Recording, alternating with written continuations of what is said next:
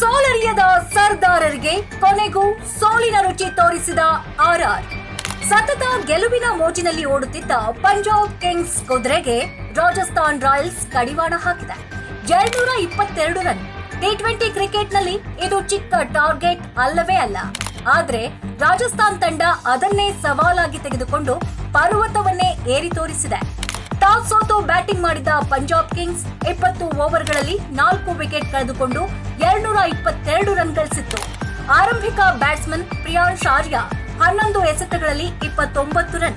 ಪ್ರಭ್ಸಿಮ್ರಮನ್ Singh 44 ಎಸೆತಗಳಲ್ಲಿ 6 boundary, 1 sixer ಸಹಿತ 59 run.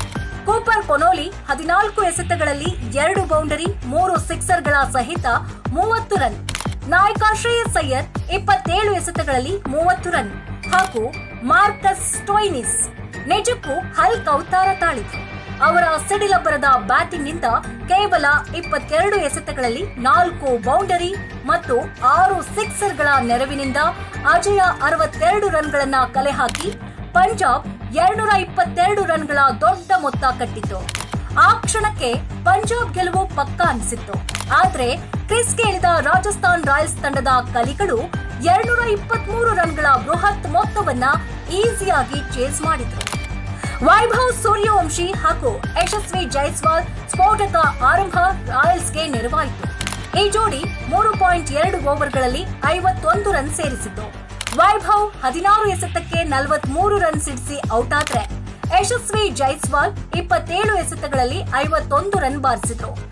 ಕೊನೆಯ ಓವರ್ಗಳಲ್ಲಿ ಎಂಟ್ರಿ ಕೊಟ್ಟ ಇಬ್ಬರು ಹೀರೋಸ್ ಡೊನೋವನ್ ಫೆರೇರಾ 26 ಬಾಲ್ಗಳಲ್ಲಿ ಔಟ್ ಆಗದೆ 52 ರನ್. ಶುಭಂ ದುಬೆ ಕೇವಲ 12 ಬಾಲ್ಗಳಲ್ಲಿ 31 ರನ್. ಇಬ್ಬರು ಸೇರಿ ಪಂದ್ಯವನ್ನ ತಲೆ ಕೆಳಗಾಗಿಸಿದ್ರು. ಪ್ರೆಷರ್ ಅನ್ನೋದು ಇವರಿಗೆ ಗೊತ್ತೇ ಇಲ್ಲ ಅನ್ನುವ ಹಾಗೆ ಆಟ ಆಡಿದ್ರು. ಇಲ್ಲಿ ಪ್ರಶ್ನೆ ಏನು ಗೊತ್ತಾ? ಪಂಜಾಬ್ ಸೋತಿದ್ದು ಯಾಕೆ? ಬೌಲರ್ಗಳ ವೈಫಲ್ಯವಾ ಅಥವಾ ರಾಜಸ್ಥಾನ್ ಬ್ಯಾಟರ್ಗಳ ಅದ್ಭುತ ಆಟವಾ? ನೋಡಿದ್ರೆ ಪಂಜಾಬ್ ಬೌಲಿಂಗ್ ನಲ್ಲಿ ಪ್ಲಾನ್ ಇಂಪ್ಲಿಮೆಂಟ್ ಆಗ್ಲೇ ಇಲ್ಲ.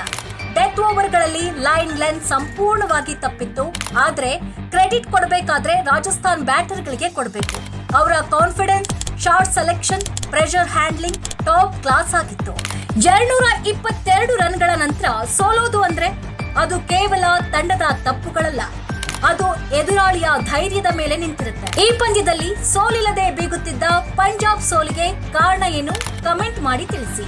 ಹಾಗೆ ನಮ್ಮ ಪೇಜ್ ಫಾಲೋ ಮಾಡೋದನ್ನ ಮರಿಬೇಡಿ.